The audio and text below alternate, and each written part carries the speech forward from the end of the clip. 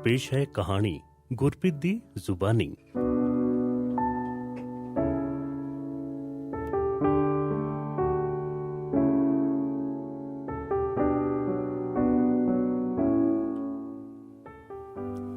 ਅੱਜ ਦੀ ਕਹਾਣੀ ਇਹਦਾ ਸਿਰਲੇਖ ਹੈ ਪੈਨਸ਼ਨ। ਪ੍ਰਸਿੱਧ ਕਹਾਣੀਕਾਰ ਗੁਲਜ਼ਾਰ ਸਿੰਘ ਸੰਧੂ ਹੁਣਾਂ ਦੀ ਲਿਖੀ ਹੋਈ। ਇਹਦੇ ਪਾਤਰਾਂ ਦੇ ਬਾਰੇ ਮੈਂ ਥੋੜਾ ਜਿਹਾ ਜ਼ਿਕਰ ਕਰਦੇ ਹਾਂ। ਮਾਂ ਹੈ ਬਜ਼ੁਰਗ ਮਾਂ ਦਲੀਪ ਕੌਰ, ਜਿਹੜੀ ਕਿ ਆਪਣੇ ਵੱਡੇ ਪੁੱਤਰ ਚਰਨ ਸਿੰਘ ਦੇ ਕੋਲ ਸ਼ਹਿਰ ਆਈ ਹੋਈ ਹੈ। ਉਹਦੀ ਨੂੰਹ ਰਾਣੀ ਹੈ। ਉਹਨਾਂ ਦੇ ਪਿਆਰਾ ਜਿਹਾ ਬੱਚਾ ਹੈ ਜਿਹਦੀ ਦੇਖਭਾਲ ਮਾਂ ਦਲੀਪ ਕੌਰ ਕਰਦੀ ਹੈ, ਉਹਦੇ 'ਚ ਰੁੱਝੀ ਰਹਿੰਦੀ ਹੈ। ਦਲੀਪ ਕੌਰ ਨੂੰ ਆਪਣੇ ਵੱਡੇ ਪੁੱਤਰ ਚਰਨ ਸਿੰਘ ਕੋਲ ਆਇਆ ਸਾਲ ਕੁ ਹੋ ਗਿਆ। ਚਰਨ ਸਿੰਘ ਦਾ ਇੱਕੋ ਇੱਕ ਬੱਚਾ ਵੱਡਾ ਹੋ ਰਿਹਾ ਸੀਗਾ। ਮਾਂ ਨੇ ਮੈਟ ਲੀਵ ਕੱਟ ਕੇ ਆਪਣੇ ਦਫ਼ਤਰ 'ਚ ਹਾਜ਼ਰ ਹੋਣਾ ਸੀ। ਬੱਚੇ ਨੂੰ ਸਾਂਭਣ ਦਾ ਕੰਮ ਦਲੀਪ ਕੌਰ ਹੀ ਕਰ ਸਕਦੀ ਸੀ। ਬਾਪ ਵੀ ਨੌਕਰੀ ਕਰਦਾ ਸੀ। ਮਾਪੇ ਬੱਚੇ ਦੀ ਜ਼ਿੰਮੇਵਾਰੀ ਘਰ ਵਿੱਚ ਕੰਮ ਕਰਨ ਵਾਲੀ ਸੇਵਾਦਾਰਨੀ ਨੂੰ ਨਹੀਂ ਸੀ ਦੇਣਾ ਚਾਹੁੰਦੇ। ਵਿਆਹ ਤੋਂ 10 ਸਾਲ ਪਿੱਛੋਂ ਹੋਇਆ ਸੀ ਉਹਨਾਂ ਦੇ ਪਹਿਲਾ ਬੱਚਾ, ਮਸਾਂ ਦੀ ਦਾਤ। ਬੱਚੇ ਪਾਲਣਾ ਦਲੀਪ ਕੌਰ ਲਈ ਔਖਾ ਨਹੀਂ ਸੀ। ਉਸਨੇ ਆਪਣੇ 5 ਧੀਆਂ ਪੁੱਤਰਾਂ ਤੋਂ ਬਿਨਾਂ ਪਿੰਡ ਵਿੱਚ ਰਹਿੰਦਿਆਂ ਆਪਣੀ ਛੋਟੀ ਨੂੰਹ ਦੇ 2 ਬੱਚੇ ਪਾਲ ਕੇ ਵੱਡੇ ਕੀਤੇ ਸੀਗੇ। ਛੋਟੀ ਅਧਿਆਪਕਾ ਸੀ ਤੇ ਉਸ ਨੂੰ ਮੈਟ ਲੀਵ ਤੋਂ ਬਿਨਾਂ ਹੋਰ ਛੁੱਟੀ ਨਹੀਂ ਸੀ ਮਿਲਦੀ।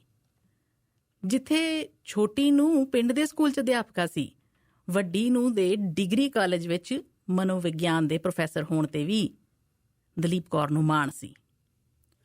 ਉਸਦੀ ਵਿੱਦਿਆ ਨੇ ਉਸਨੂੰ ਵੱਡੀ ਉਮਰ ਵਾਲਿਆਂ ਨੂੰ ਖੁਸ਼ ਕਰਨ ਦੇ ਢੰਗ ਤਰੀਕੇ ਦੱਸੇ ਹੋਏ ਸੀ।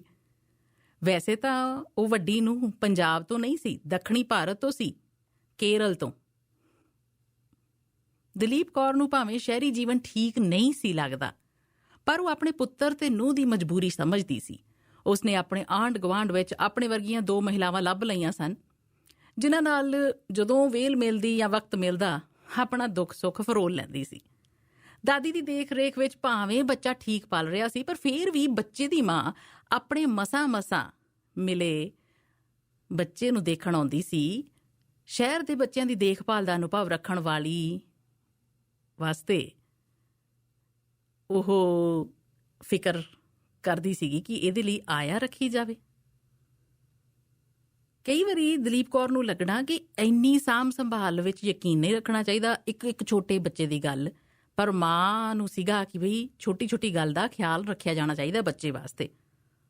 ਦਲੀਪ ਕੌਰ ਨੂੰ ਹੁੰਦਾ ਸੀ ਇੰਨੇ ਪੋਲੜ ਨਹੀਂ ਬਣਾਉਣੇ ਚਾਹੀਦੇ, ਕੋਈ ਨਹੀਂ, ਇਹ ਇੱਦਾਂ ਰੋਂਦੇ ਹੀ ਹੁੰਦੇ ਆ, ਪਤਾ ਹੈ ਨਿਆਣਿਆਂ ਦੇ। ਚਲੋ ਖੈਰ, ਇੱਦਾਂ ਦੇ ਕਲੈਸ਼ ਹੁੰਦੇ ਹੀ ਹੁੰਦੇ। 6 ਮਹੀਨੇ ਪਿੱਛੋਂ ਵੱਡੀ ਨੂੰਹ ਨੇ ਬੱਚੇ ਦੀ ਚੰਗੀ ਦੇਖਭਾਲ ਲਈ ਆਇਆ ਲੱਭ ਲਈ। ਉਹ ਆਇਆ ਵੀ ਰੱਖ ਲਈ।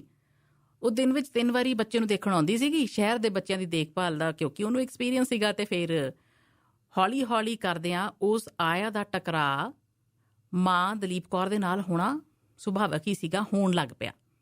ਉਹ ਜਦੋਂ ਵੀ ਸਮਾਂ ਲੱਗਦਾ ਨੂੰਹ ਕੋਲ ਜਾਂਦੀ, ਦਾਦੀ ਦੀਆਂ ਸ਼ਿਕਾਇਤਾਂ ਲਾਉਣ ਲੱਗ ਜਾਂਦੀ ਸੀ। ਸਮਾਂ ਪਾ ਕੇ ਇਹ ਵੀ ਸੋਚਣ ਲੱਗੀ ਕਿ ਜੇ ਇਸ ਨੂੰ ਘਰ ਵਿੱਚ ਰੱਖਿਆ ਤਾਂ ਮੈਨੂੰ ਪੱਕੀ ਨੌਕਰੀ ਨਹੀਂ ਮਿਲਣੀ, ਤੇ ਆਇਆ ਨੇ ਇਹ ਕੋਈ ਨਾ ਕੋਈ ਤਰੀਕਾ ਲੱਭਣਾ ਕਿ ਬਈ ਮੈਨੂੰ ਪੂਰਾ ਮਾਣ ਤਾਣ ਵੀ ਮਿਲੇ ਤੇ ਨੌਕਰੀ ਵੀ ਮੇਰੀ ਪੂਰੀ ਪੱਕੀ ਹੋ ਜਾਏ ਇਸ ਘਰ ਦੇ ਵਿੱਚ, ਤੇ ਉਹ ਇਕੱਲੀ ਰਹੇਗੀ, ਪੂਰੀ ਸਰਦਾਰੀ ਉਹਦੀ ਆਪਣੀ ਹੋਏਗੀ, ਬੱਚੇ ਦੀ ਸਾਂਭ ਸੰਭਾਲ ਹੋ ਜਾਏਗੀ। ਇਹ ਸਰਦਾਰੀ ਬੱਚੇ ਦੀ ਦਾਦੀ ਦੇ ਘਰ ਹੁੰਦਿਆਂ ਨਹੀਂ ਸੀ ਹੋ ਸਕਦੀ, ਇਹ ਵੀ ਸਮਝਦੀ ਸੀ। ਉਹ ਆਇਆ ਦਾਦੀ ਦੇ ਕੰਮ ਵਿੱਚ ਨੁਕਸ ਕੱਢਣੇ ਔਖੇ ਨਹੀਂ ਸੀ ਉਹਨੂੰ ਲੱਗਦੇ। ਆਪਣੇ ਪੈਰ ਜਮਾਉਣ 'ਚ ਸਫਲ ਹੋ ਰਹੀ ਸੀ ਉਹ।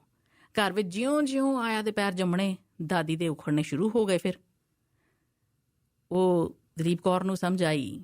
ਉਹਨੇ ਗੁਆਂਢੀ ਸਹੇਲੀਆਂ ਨਾਲ ਵੀ ਗੱਲ ਕੀਤੀ, ਉਹਨਾਂ ਨੂੰ ਦੱਸਿਆ ਕਿ ਕੀ ਹਾਲ ਚੱਲ ਰਿਹਾ ਉਹਦਾ, ਤੇ ਉਹਨਾਂ ਨੇ ਵੀ ਹੱਥ ਖੜੇ ਕਰ ਦਿੱਤੇ। ਉਹ ਕੀ ਮਦਦ ਕਰ ਸਕਦੀਆਂ ਸੀ ਦਲੀਪ ਕੌਰ ਦੀ? ਉਹ ਖੁਦ ਇਸ ਪੜਾਅ ਵਿੱਚੋਂ ਲੰਘ ਕੇ ਨੂੰਹਾਂ ਪੁੱਤਰਾਂ ਦੀ ਮੰਨਣ ਲੱਗ ਪਈਆਂ ਸਨ। ਉਂਝ ਦਲੀਪ ਕੌਰ ਇੱਕ ਗੱਲੋਂ ਸੁਭਾਗੀ ਸੀ, ਉਹ ਆਪਣੇ ਪਿੰਡ ਵਾਲੇ ਘਰ ਜਾ ਸਕਦੀ ਸੀ। ਪਿੰਡ ਚੇਤੇ ਆਉਣ ਸਾਰ ਉਸ ਦੇ ਮਨ ਉੱਤੇ ਇਹ ਗੱਲ ਭਾਰੂ ਹੋ ਗਈ ਕਿ ਉਹ ਉਸ ਦੇ ਸ਼ਹਿਰ ਪਹੁੰਚਣ ਤੋਂ 2 ਮਹੀਨੇ ਦੇ ਅੰਦਰ ਕਿਉਂਕਿ ਉਸ ਦਾ ਪਤੀ ਚਲਾਣਾ ਕਰ ਗਿਆ ਸੀ ਤੇ ਕਿਤੇ ਮਹਿਸੂਸ ਹੋਇਆ ਸੀਗਾ ਇੱਕ ਅਹਿਸਾਸ ਕਮੀ ਦਾ, ਪਰ ਕਿਉਂਕਿ ਫਿਰ ਪਤੀ ਦੇ ਤੁਰ ਜਾਣ ਦਾ ਗਮ ਇੰਨਾ ਭਾਰਾ ਇਸ ਕਰਕੇ ਨਹੀਂ ਹੋ ਪਾਇਆ ਸੀ ਕਿਉਂਕਿ ਨਵ ਜੰਮੇ ਬੱਚੇ ਨੂੰ ਪਾਲਣ ਵਿੱਚ ਪੂਰੀ ਤਰ੍ਹਾਂ ਉਹ ਰੁੱਝੀ ਹੋਈ ਸੀਗੀ। ਨੂੰਹ ਪੁੱਤਰ ਵੀ ਬੱਚੇ ਦੀ ਸਾਂਭ ਸੰਭਾਲ ਦੇ ਹਿੱਤ ਵਿੱਚ ਮਾਂ ਨੂੰ ਵੱਧ ਤੋਂ ਵੱਧ ਆਦਰ ਮਾਣ ਦੇ ਰਹੇ ਸੀਗੇ, ਖਿਆਲ ਰੱਖਿਆ ਉਹਨਾਂ ਨੇ। ਉਹ ਨਹੀਂ ਸੀ ਜਾਣਦੀ ਕਿ ਇੱਕ ਦਿਨ ਇਸ ਘਰ ਦੇ ਵਿੱਚ ਆਇਆ ਦੇ ਉਸ ਬੱਚੇ ਦੀ ਦੇਖਭਾਲ ਕਰਨ ਲਈ ਜਿਹੜੀ ਰੱਖੀ ਗਈ ਔਰਤ ਹੈ, ਉਹਦੇ ਪ੍ਰਵੇਸ਼ ਕਰਨ ਨਾਲ ਪਾਸਾ ਹੀ ਪਲਟ ਜਾਣਾ ਸੀਗਾ। ਇਹਨਾਂ ਦਿਨਾਂ ਵਿੱਚ ਹੀ ਉਸਨੇ ਆਪਣੀ ਨੂੰਹ ਨੂੰ ਚਰਨ ਸਿੰਘ ਨਾਲ ਆਇਆ ਨੂੰ ਪੱਕੇ ਤੌਰ ਤੇ ਘਰ ਰੱਖਣ ਦੀ ਗੱਲ ਕਰਦਿਆਂ ਸੁਣ ਲਿਆ। ਇਸ ਗੱਲਬਾਤ ਵਿੱਚ ਭਾਵੇਂ ਦਲੀਪ ਕੌਰ ਦਾ ਕੋਈ ਜ਼ਿਕਰ ਨਹੀਂ ਸੀਗਾ, ਪਰ ਉਹ ਜਾਣਦੀ ਸੀ ਕਿ ਆਇਆ ਦੇ ਰਾਤ ਦਿਨ ਇਸ ਘਰ ਦੇ ਵਿੱਚ ਰਹਿਣ ਦੇ ਨਾਲ ਉਹਦੇ ਤੇ ਕੀ ਬੀਤੂਗੀ। ਪਤਾ ਨਹੀਂ ਇਸ ਘਰ ਦੇ ਵਿੱਚ ਉਹਦੀ ਹੋਂਦ ਹੁਣ ਫਾਲਤੂ ਜਿਹੀ ਹੋ ਜਾਣੀ ਸੀ, ਕਿਉਂਕਿ ਉਹ ਜੋ ਕੰਮ ਕਰਦੀ ਸੀ ਉਹਦੇ ਲਈ ਆਇਆ ਨੂੰ ਰੱਖ ਲਿਆ ਗਿਆ। ਇਹ ਗੱਲ ਮਨ ਵਿੱਚ ਆਉਂਦੇ ਸਾਰ ਹੀ ਉਹ ਆਪਣੇ ਪਿੰਡ ਵਾਲੇ ਘਰ ਪਿਛਲੇ 1 ਸਾਲ 'ਚ ਆਈ ਤਬਦੀਲੀ ਬਾਰੇ ਸੋਚਣ ਲੱਗੀ ਕਿ ਉੱਥੇ ਤਾਂ ਹੁਣ ਕਿੰਨਾ ਕੁਝ ਬਦਲ ਗਿਆ ਹੋਣਾ। ਹੁਣ ਉੱਥੇ ਨਾ ਉਹਦਾ ਪਤੀ ਸੀ, ਨਾ ਉਹ ਆਪ। ਇਹ ਗੱਲ ਹੈ ਕਿ ਛੋਟੀ ਨੂੰਹ ਦੀ ਸਰਦਾਰੀ ਹੋ ਗਈ ਹੋਣੀ ਹੈ। ਛੋਟੇ ਪੁੱਤਰ ਦੀ ਸਰਦਾਰੀ ਦੀ ਕੋਈ ਅਜਿਹੀ ਕੋਈ ਸ਼ੌਕ ਨਹੀਂ ਸੀਗੀ, ਇੱਦਾਂ ਦਾ ਕੋਈ ਖਾਸ ਖਿਆਲ ਨਹੀਂ ਸੀਗਾ, ਪਰ ਨੂੰਹ ਹੁਣ ਸਾਰੇ ਕੰਮ ਸੰਭਾਲਦੀ ਹੈ। ਸਹੁਰੇ ਦੇ ਅਕਾਲ ਚਲਾਣੇ ਤੋਂ ਪਿੱਛੋਂ ਘਰ ਦੀ ਸਾਰੀ ਜ਼ਿੰਮੇਵਾਰੀ ਛੋਟੀ ਨੂੰਹ ਨੇ ਸੰਭਾਲ ਲਈ ਹੋਈ ਸੀਗੀ। ਦਾਣਾ ਪੱਕਾ, ਦੁੱਧ, ਦਹੀਂ, ਘਿਓ, ਸ਼ੱਕਰ ਖੁਦ ਹੀ ਸੰਭਾਲਣਾ। ਭਲੇ ਸਮਿਆਂ 'ਚ ਇਹ ਸਾਰੇ ਕੰਮ ਜਿਹੜੇ ਆ ਉਹਦੀ ਮਾਲਕ ਦਲੀਪ ਕੌਰ ਹੁੰਦੀ ਸੀ। ਪਤੀ ਭਾਰਤੀ ਸੈਨਾ ਵਿੱਚ ਸੀਗਾ ਤੇ ਜਦੋਂ ਛੁੱਟੀ ਹੁੰਦੀ ਸੀ ਉਹ ਉਦੋਂ ਹੀ ਆਉਂਦਾ ਹੁੰਦਾ ਸੀਗਾ। ਤੇ ਪਿੰਡ ਦੀਆਂ ਬਾਕੀ ਮਹਿਲਾਵਾਂ ਦੀ ਹਾਲਤ ਉਹਦੇ ਵਾਲੀ ਤਾਂ ਨਹੀਂ ਸੀਗੀ। ਉਹਨਾਂ ਵਿੱਚੋਂ ਬਹੁਤੀਆਂ ਜਿਹੜੀਆਂ ਪਿੰਡ ਵਾਲੀਆਂ ਔਰਤਾਂ ਘਰ ਦੇ ਦਾਣੇ ਤੇ ਘਿਓ ਚੋਰੀ ਵੇਚ ਕੇ ਕੁਝ ਪੈਸੇ ਆਪਣੀ ਮਰਜ਼ੀ ਨਾਲ ਵਰਤਣ ਲਈ ਛੁਪਾ ਕੇ ਰੱਖ ਲੈਂਦੀਆਂ ਸੀ। ਪਰ ਕਿਉਂਕਿ ਦਲੀਪ ਕੌਰ ਉਪਜ ਤੋਂ ਜੋ ਪ੍ਰਾਪਤ ਹੁੰਦੀ ਆਮਦਨੀ ਸੀਗੀ ਉਹਦੇ ਕੋਲ ਹੀ ਹੁੰਦੀ ਸੀ ਤਾਂ ਖੁਦ ਮਾਲਕ ਹੁੰਦੀ ਸੀ ਉਹ। ਸੋ ਆਪਣੀ ਮਰਜ਼ੀ ਨਾਲ ਖਰਚ ਸਕਣਾ, ਥੋੜੇ ਪੈਸੇ ਆਪਣੇ ਕੋਲ ਹੋਣਾ। ਵੱਡੀ ਨੂੰਹ ਦੀ ਚਰਨ ਸਿੰਘ ਨਾਲ ਹੋਈ ਗੱਲਬਾਤ ਨੇ ਉਹਨੂੰ ਬੜਾ ਹੀ ਉਦਾਸ ਕਰ ਦਿੱਤਾ ਸੀਗਾ ਕਿ ਹੁਣ ਉਸਨੂੰ ਸ਼ਹਿਰ ਵਾਲਾ ਘਰ ਛੱਡ ਕੇ ਆਪਣਾ ਪਿੰਡ ਵਾਲਾ ਘਰ ਉੱਥੇ ਜਾਣਾ ਪੈਣਾ ਆ, ਉੱਥੇ ਜਾਣਾ ਪੈ ਸਕਦਾ ਸੀ। ਬਸ ਇਸੇ ਵਿਚਾਰ 'ਚ ਲੱਗੀ ਰਹੀ, ਖਿਆਲਾਂ 'ਚ ਡੁੱਬੀ ਰਹੀ। ਉਹ ਘਰ ਜਿੱਥੇ ਸਾਲ ਭਰ ਗੈਰ ਹਾਜ਼ਰ ਰਹਿਣ ਕਾਰਨ ਉਸਦੀ ਛੋਟੀ ਨੂੰਹ ਦੀ ਹੁਣ ਪੂਰੀ ਤਰ੍ਹਾਂ ਬਿਲਕੁਲ ਹੀ ਉਹ ਮਾਲਕਣ ਸੀ। ਉਸ ਦਿਨ ਜਦੋਂ ਨੂੰਹ ਦਫ਼ਤਰੋਂ ਘਰ ਆਈ ਤਾਂ ਬੱਚਾ ਮੂੰਹ ਵਿੱਚ ਨਾ ਇੱਕ ਨਿੱਪਲ ਪਾਏ ਘੁੰਮਦਾ ਸੀ, ਚੂਸ ਰਿਹਾ ਸੀ।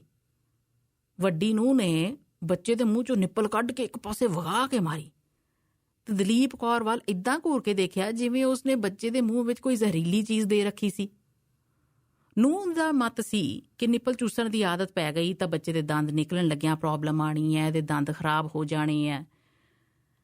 ਤੇ ਇਹ ਗੱਲ ਤਾਂ ਦਲੀਪ ਕੌਰ ਵੀ ਜਾਣਦੀ ਸੀ, ਪਰ ਅੱਜ ਵਾਲੀ ਨਿਰਾਸ਼ਤਾ ਕਾਰਨ ਉਹ ਬੱਚੇ ਵੱਲ ਇੰਨਾ ਧਿਆਨ ਨਹੀਂ ਸੀ ਦੇ ਪਾਈ ਕਿਉਂਕਿ ਉਹ ਆਪ ਹੀ ਇੰਨਾ ਕੁ ਜ਼ਿਆਦਾ ਸੋਚ ਵਿਚਾਰ 'ਚ ਲੱਗੀ ਹੋਈ ਸੀ। ਤੇ ਅੱਗਿਓਂ ਫਿਰ ਵੱਡੀ ਨੂੰਹ ਨੇ ਇਹ ਗੱਲ ਪੈਂਦੀ ਸੱਟੇ ਸੁਣਾਤੀ, ਜੇ ਤੁਹਾਡਾ ਇਸ ਘਰ 'ਚ ਜੀ ਨਹੀਂ ਲੱਗਦਾ ਤਾਂ ਪਿੰਡ ਵਾਲੇ ਘਰ ਵਧੇਰਾ ਚੇਤੇ ਆਉਂਦਾ ਆ ਤਾਂ ਤੁਹਾਨੂੰ ਉੱਥੇ ਹੀ ਛੱਡ ਆਉਂਦੇ ਆ। ਬਸ ਇਹ ਗੱਲ ਕਹੀ ਉਹਨੇ ਤੇ ਸੱਸ ਦੇ ਪੈਰਾਂ ਹੇਠੋਂ ਜ਼ਮੀਨ ਨਿਕਲ ਗਈ। ਨਿਸ਼ਚੈ ਹੀ ਉਹ ਘੜੀ ਨੇੜੇ ਆ ਗਈ ਸੀ ਜਿਸ ਦਾ ਉਸਨੂੰ ਡਰ ਸੀ। ਉਸਦੇ ਕੰਨਾਂ ਵਿੱਚ ਨੂੰਹ ਤੇ ਚਰਨ ਸਿੰਘ ਦੀ ਸਵੇਰ ਵਾਲੀ ਗੱਲ ਜਿਹੜੀ ਕੁਸਰ-ਮੁਸਰ ਕਰਦਿਆਂ ਉਹਨਾਂ ਨੇ ਕੀਤੀ ਸੀ ਉਹ ਗੂੰਜਣ ਲੱਗ ਗਈ ਸੀ। ਤੇ ਮਾਂ ਦਲੀਪ ਕੌਰ ਇਸ ਬਾਰੇ ਸੋਚ ਕੇ ਦੁਖੀ ਹੋਈ ਜਾਂਦੀ ਸੀ ਕਿ ਹੁਣ ਉਹਨੂੰ ਉਹਦੇ ਪਿੰਡ ਵਾਲੇ ਘਰ ਵਾਪਸ ਭੇਜ ਦਿੱਤਾ ਜਾਣਾ ਹੈ। ਕਿਵੇਂ ਉਹ ਸਭ ਕਰੇਗੀ? ਉੱਥੇ ਹੁਣ ਉਹਦੀ ਕੀ ਪਛਾਣ ਹੋਏਗੀ ਪਿੰਡ ਵਾਲੇ ਘਰ, ਤੇ ਇੱਥੋਂ ਜਾਣਾ ਵੀ ਉਹਨੂੰ ਔਖਾ ਲੱਗ ਰਿਹਾ ਸੀ। ਦਲੀਪ ਕੌਰ ਆਪਣੇ ਚਿਹਰੇ ਦੀ ਨਮੋਸ਼ੀ ਛੁਪਾਉਣ ਵਾਸਤੇ ਬੱਚੇ ਕੋਲੋਂ ਉੱਠ ਕੇ ਆਪਣੇ ਕਮਰੇ ਵਿੱਚ ਚਲੀ ਗਈ ਜਦੋਂ ਵੱਡੀ ਨੂੰ ਨੇ ਗੱਲ ਸੁਣਾਤੀ ਕਿ ਤੁਹਾਨੂੰ ਪਿੰਡ ਛੱਡੇ ਆਨੇ ਆ ਜੇ ਇੱਥੇ ਨਹੀਂ ਦਿਲ ਲੱਗਦਾ। ਉਸਨੂੰ ਹੁਣ ਪੱਕਾ ਯਕੀਨ ਹੋ ਗਿਆ ਸੀਗਾ ਕਿ ਉਹਦੇ ਲਈ ਇਸ ਘਰ 'ਚ ਕੋਈ ਥਾਂ ਨਹੀਂ ਹੈ। ਇਹ ਵੀ ਕਿ ਆਪਣੇ ਵੱਡੇ ਪੁੱਤਰ ਦਾ ਬੱਚਾ ਪਾਲਣ ਦੇ ਸ਼ੌਕ ਵਿੱਚ ਉਹ ਆਪਣਾ ਪਿੰਡ ਵਾਲਾ ਘਰ ਗਵਾ ਬੈਠੀ ਸੀ। 1 ਸਾਲ ਲੰਘਣ ਨਾਲ ਉਸ ਘਰ ਉੱਤੇ ਉਸਦਾ ਰਹਿੰਦਾ ਖੁੰਦਾ ਹੱਕ ਜਾਂਦਾ ਸੀ ਤੇ ਖੇਤੀ ਦੀ ਉਪਜ ਤੋਂ ਆਉਣ ਵਾਲੀ ਆਮਦਨ ਵਿੱਚੋਂ ਵੀ ਉਸਨੂੰ ਜੋ ਕੁਝ ਮਿਲ ਸਕਦਾ ਸੀ ਹੁਣ ਮੰਗ ਕੇ ਲੈਣਾ ਪੈਣਾ। ਇਸ ਗੱਲੋਂ ਵੀ ਝੂਰਦੀ ਸੀ ਕਿ ਹੁਣ ਹੱਥ ਅੱਡਣਾ ਪੈਣਾ, ਆਪਣਿਆਂ ਦੀ ਸੇਵਾ ਕਰਨ ਵਾਸਤੇ ਵੀ ਛੋਟੀ ਨੂੰਹ ਦੇ ਮੂੰਹ ਵੱਲ ਤੱਕਣਾ ਪੈਣਾ ਸੀ।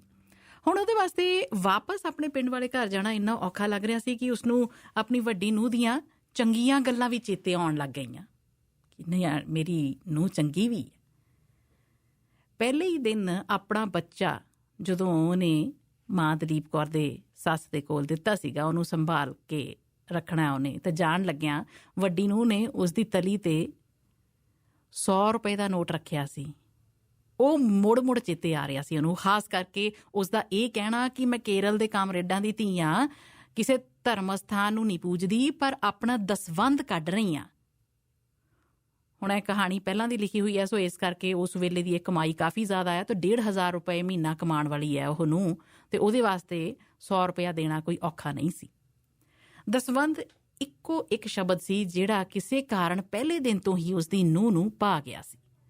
ਉਹ ਭਾਵੇਂ ਰੋਹ ਰੀਤਾ ਨਹੀਂ ਸੀ ਮੰਨਦੀ, ਪਰ ਉਸ ਨੂੰ ਇਹ ਗੱਲ ਬਹੁਤ ਚੰਗੀ ਲੱਗਦੀ ਸੀ। ਸਿੱਖੀ ਮਰਿਆਦਾ ਅਨੁਸਾਰ ਦਸਵੰਧ ਕੱਢਣ ਦੀ ਰੀਤ, ਉਸ ਨੂੰ ਇਹ ਸ਼ਬਦ ਦੀ ਵਰਤੋਂ ਕਰਨੀ ਵੀ ਚੰਗੀ ਲੱਗਦੀ ਸੀ। ਉਹ ਹਰ ਮਹੀਨੇ ਦਲੀਪ ਕੌਰ ਨੂੰ ਪੈਸੇ ਦੇਣ ਸਮੇਂ ਇਹਨਾਂ ਨੂੰ ਦਸਵੰਧ ਕੱਢਣਾ ਕਹਿੰਦੀ ਹੁੰਦੀ ਸੀ, ਤੇ ਦਲੀਪ ਕੌਰ ਇਸ ਨੂੰ ਹਰ ਮਹੀਨੇ ਮਿਲਦੀ ਪੈਨਸ਼ਨ ਕਹਿੰਦੀ ਹੁੰਦੀ ਸੀ। ਪਿੰਡ ਨੂੰ ਵਾਪਸ ਜਾਣ ਦਾ ਖਿਆਲ ਆਉਂਦਿਆਂ ਉਸ ਨੂੰ ਵੱਡੀ ਨੂੰ ਹੋਰ ਵੀ ਚੰਗੀ ਲੱਗ ਰਹੀ ਸੀਗੀ। ਉਸਦਾ ਇਹ ਖਿਆਲ ਰੱਖਣਾ ਦਸਵੰਧ ਕਿ ਕਿਤੇ ਹੋਰ ਕਿਸੇ ਹੋਰ ਸਥਾਨ ਤੇ ਦੇਣ ਨਾਲੋਂ ਆਪਣੇ ਵੱਡਿਆਂ ਦਾ ਖਿਆਲ ਕਰ ਲਓ, ਆਪਣੀ ਸੱਸ ਦੇ ਵਾਸਤੇ ਕੱਢਣਾ ਉਹਨੂੰ ਕੋਈ ਛੋਟੀ ਗੱਲ ਨਹੀਂ ਸੀ ਲੱਗਦੀ। ਦਲੀਪ ਕੌਰ ਨੂੰ ਪੈਨਸ਼ਨ ਲੱਗ ਗਈ ਸੀ ਜਿਵੇਂ। ਪਹਿਲੇ ਦਿਨ ਤਾਂ ਦਲੀਪ ਕੌਰ ਨੂੰ ਇਹ ਪੈਸੇ ਬਹੁਤ ਓਪਰੇ ਜਿਹੇ ਜਾਪੇ ਸੀ, ਪਰ ਜਦੋਂ ਹਰ ਮਹੀਨੇ ਮਿਲਣ ਲੱਗੇ ਤਾਂ ਉਸਨੂੰ ਚੰਗਾ ਲੱਗਦਾ ਸੀ ਕਿ ਇਹ ਅਹਿਸਾਸ ਹੈ, ਖਿਆਲ ਰੱਖਦੇ ਆ ਮੇਰਾ।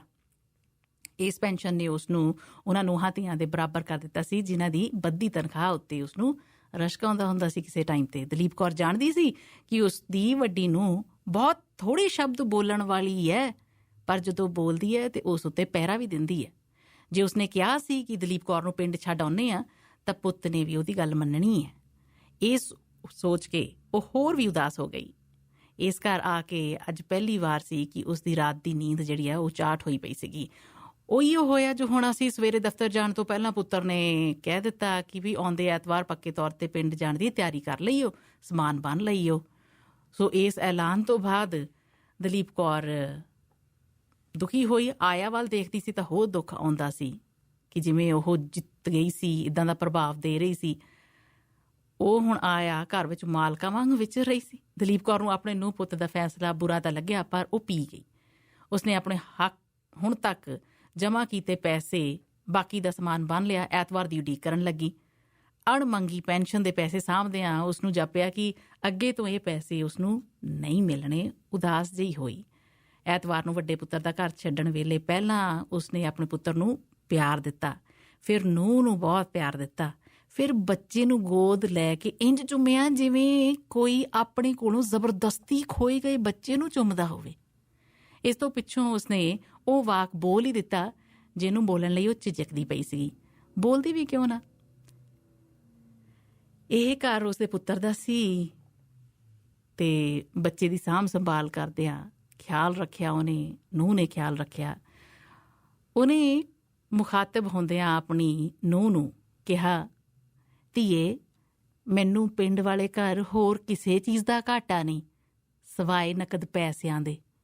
ਮੇਰੇ ਪਿੰਡ ਗਿਆ ਮੇਰੀ ਪੈਨਸ਼ਨ ਨਾ ਬੰਦ ਕਰੀ, ਤੇਰਾ ਬੱਚਾ ਭਾਗਾਂ ਵਾਲਾ ਹੋਊ। ਇਹ ਕਹਿ ਕੇ ਉਸਨੇ ਉਹ ਬੱਚਾ ਆਪਣੀ ਨੂੰਹ ਨੂੰ ਫੜਾਇਆ ਤੇ ਨੂੰਹ ਦੇ ਸਿਰ ਤੇ ਦੁਬਾਰਾ ਪਿਆਰ ਦਿੱਤਾ। ਨੂੰਹ ਦਾ ਵੀ ਗਲਾ ਭਰ ਆਇਆ, ਖਾਸ ਕਰਕੇ ਇਹ ਸੋਚ ਕੇ ਕਿ ਉਸਦੀ ਸੱਸ ਲਈ 100 ਰੁਪਇਆ ਮਹੀਨਾ ਕਿੰਨੇ ਮਾਇਨੇ ਰੱਖਦਾ। ਪੈਸੇ ਦੇ ਮਹੱਤਵ ਬਾਰੇ ਸੋਚ ਕੇ ਉਸਦਾ ਗੱਜ ਭਰ ਆਇਆ। ਮਨੋਵਿਗਿਆਨ ਦੀ ਪ੍ਰੋਫੈਸਰ ਸੀਗੀ ਤੇ ਪੈਸੇ ਲਈ ਤਰਲੇ ਲੈਂਦੇ ਕੋਈ ਹੋਰ ਬਜ਼ੁਰਗਾਂ ਤੋਂ ਜਾਣੂ ਹੋਣ ਕਰਕੇ ਉਹ ਇਸ ਦਾ ਮਹੱਤਵ ਆਮ ਲੋਕਾਂ ਨਾਲੋਂ ਜ਼ਿਆਦਾ ਸਮਝਦੀ ਸੀ। ਚਿੰਤਾ ਨਾ ਕਰੋ ਮਾਤਾ ਜੀ, ਜੇ ਇਕੱਠੇ ਲੈਣੇ ਆ ਤਾਂ ਹੁਣੇ ਲੈ ਜਾਓ, ਨਹੀਂ ਤਾਂ ਹਰ ਮਹੀਨੇ ਪਹੁੰਚ ਜਾਇਆ ਕਰਨਗੇ, ਕਹਿ ਕੇ ਉਹਨੇ ਆਪਣਾ ਪਰਸ ਜਿਹੜਾ ਸੱਸ ਵੱਲ ਨੂੰ ਵਧਾ ਦਿੱਤਾ। ਉਹ ਜਾਣਦੀ ਸੀ ਕਿ ਉਸ ਦੀ ਸੱਸ ਦਿਲ ਦੀ ਮਾੜੀ ਨਹੀਂ ਹੈ, ਉਹ ਤਾਂ ਕੇਵਲ ਹਾਲਾਤਾਂ ਦੀ ਸ਼ਿਕਾਰ ਹੋ ਗਈ ਸੀਗੀ, ਪੀੜੀ ਪਾੜੇ ਦਾ ਸ਼ਿਕਾਰ ਹੋ ਗਈ ਸੀਗੀ। ਮੈਨੂੰ ਕੋਈ ਬੇਇਤਬਾਰੀ ਹੈ ਧੀਏ, ਤੁਸੀਂ ਜਿਉਂਦੇ ਵਸਦੇ ਰਹੋ। ਦਲੀਪ ਕੌਰ ਨੇ ਪਰਸ ਉਹਨੂੰ ਵਾਪਸ ਫੜਾ ਦਿੱਤਾ, ਪਰਾਂ ਕੀਤਾ ਤੇ ਪੋਤਰੇ ਨੂੰ ਇੱਕ ਵਾਰੀ ਫੇਰ ਪਿਆਰ ਦਿੱਤਾ ਤੇ ਨੇੜੇ ਖਲੋਤੀ ਆਇਆ ਵੱਲ ਵੇਖਿਆ, ਪਰ ਉਹਨੂੰ ਬੁਲਾਇਆ ਨਹੀਂ। ਤੁਰ ਪਈ ਕਾਰ ਵੱਲ ਨੂੰ। ਪੁੱਤਰ ਦੀ ਕਾਰ ਵਿੱਚ ਆਪਣੇ ਪਿੰਡ ਨੂੰ ਜਾਂਦਿਆਂ ਉਸਦੇ ਮਨ ਵਿੱਚ ਵੱਡੀ ਨੂੰਹ ਦੀ ਵਡਿਆਈ ਘੁੰਮ ਰਹੀ ਸੀ। ਉਹ ਜਾਣਦੀ ਸੀ ਕਿ ਨੂੰਹ ਆਪਣੇ ਵਚਨਾਂ ਦੀ ਪੱਕੀ ਹੈ। ਉਸਦੇ ਬੋਲਾਂ ਨੇ ਦਲੀਪ ਕੌਰ ਲਈ ਪਿੰਡ ਵਾਲਾ ਘਰ ਓਨਾ ਹੀ ਪਿਆਰਾ ਬਣਾ ਦਿੱਤਾ ਜਿੰਨਾ ਉਸਦੇ ਪਤੀ ਦੇ ਜੀਵਤ ਹੁੰਦਿਆਂ ਸੀ। ਖਾਣ ਪਹਿਨਣ ਦੀ ਤਾਂ ਉਹ ਪਹਿਲਾਂ ਵੀ ਕੋਈ ਇੰਨੀ ਦਿੱਕਤ ਨਹੀਂ ਸੀ। ਫੁਟਕਲ ਖਰਚਿਆਂ ਲਈ ਛੋਟੇ ਨੂੰ ਪੁੱਤ ਦੇ ਹੱਥਾਂ ਵੱਲ ਵੇਖਣ ਦੀ ਲੋੜ ਨਹੀਂ ਸੀ ਰਹੀ ਉਹਨੂੰ। ਇਹ ਸੋਚ ਕੇ ਮਨ ਹੀ ਮਨ ਵਿੱਚ ਨੂੰਹ ਦੇ ਦਸਵੰਧਾਂ ਬਾਰੇ ਸੋਚਦਿਆਂ ਉਸ ਨੂੰ ਰਸਤੇ ਦੇ ਸਾਰੇ ਰੁੱਖ ਤੇ ਖੇਤ ਆਪਣੇ ਜਿਹੇ ਲੱਗਣ ਲੱਗ ਗਏ। ਖੁਸ਼ੀ ਦਾ ਅਹਿਸਾਸ, ਇਹ ਲਹਿਰ ਜਿਹੜੀ ਹੈ ਉਹਦੇ ਮਨ 'ਚ ਜ਼ਰੂਰ ਆਈ।